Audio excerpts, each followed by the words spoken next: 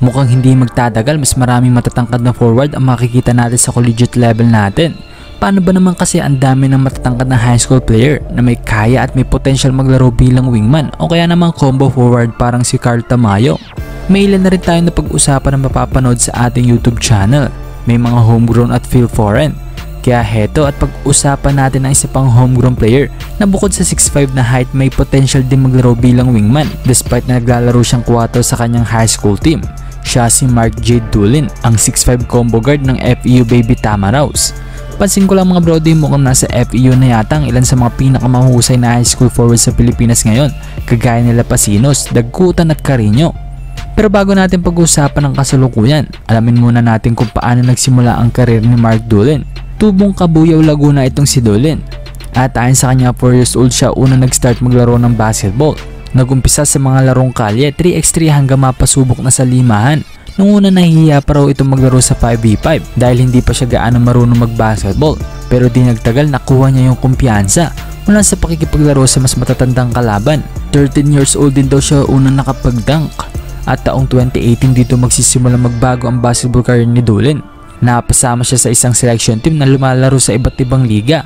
One time naglaro ang kanyang team sa isang liga sa Alabang at dito siya napanood at napansin ng head coach ng FEU Baby Tamaraw na si Coach Denok Miranda.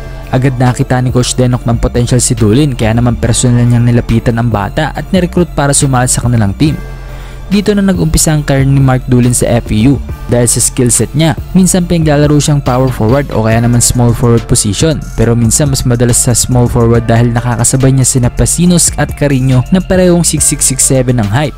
Tungkol naman sa laro ni Mark Dulin, hindi natin syempre i-hype yung bata na hindi naangkop sa tunay niyang potential. Sa napanood ko sa laro niya, ang strength niya ay ang kanyang athleticism kahit na 6'5" ang height. May kabilisan to at mataas din tumalon.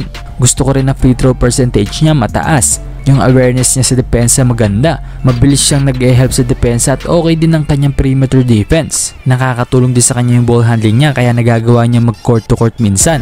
Unselfish player din at hindi matakaw sa bola. Pero heto naman yung kailangan ma-improve ni Mark Dulin. Una yung kanyang ball handling. Kaya nito mag court to court kaya lang kadalasan nawawala pa yung bola. Pero okay lang naman yun, may improve pa niya yan. Makikita naman sa mga dribble niya yung diin sa pagdadala niya ng bola. May mga crossover moves din siya na mas magagamit niya balang araw pag lalo pang nag-improve pagtagal. Sumunod yung finishing ability. Ito pansin ko pag napaghusay niya to tiyak matataas pang kanyang points per game. Kadalasan kasi nanggagaling ang mga field goal niya mula sa pag-atake sa basket. Isa pa yung outside shooting.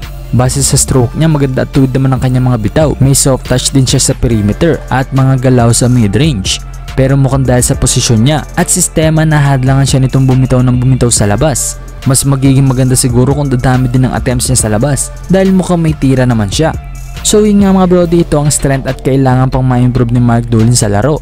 Sinabi natin to para maiwasan yung sobrang taas na expectation sa laro ng bata.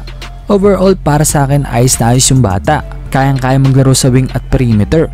Nga pala 16 pa lang to mga brody kaya pasok siya sa susunod na Batang Gilas Under 18 sa 2026. Minsan na rin daw siyang sumubok sa ating national team pero hindi siya pinalad. Malay natin, baka sa Under 18 makita na natin siya sa Batang Gilas. Here's 5 points apiece for FEU. They are on the bench now as this bucket here is good for Dulin. It's Santos and Lopez with 5 apiece for Coach Muriel. As here's another stop, Enriquez over to Dulin. Couldn't get the friendly bounce. Second chance. The offensive rebound is good. As the Baby Falcons break. Passes to Dulin. And he scores. Mark Dulin. Get over to the corner, asking for it back here for a handle, but Fong Tong is easily swiped as Lopez got this one. Dulin will take the triple. Mark Dulin makes the triple for FE. Out. But they have a commanding 30-point lead here as Damian, the help defense from Dulin. Another turnover. Dulin, one guy to beat, makes it.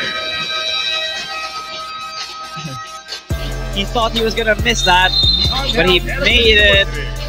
And it's a 15-point lead for F-Rock. In my opinion, as we look at it once again. So it trickles solid. Eugen gets denied. Dulin. And FEU scores once again. Will corral that rebound. Anton spins, finds a friend, and scores. What a pass there. Let's take a look at that. The spin, MC, the options.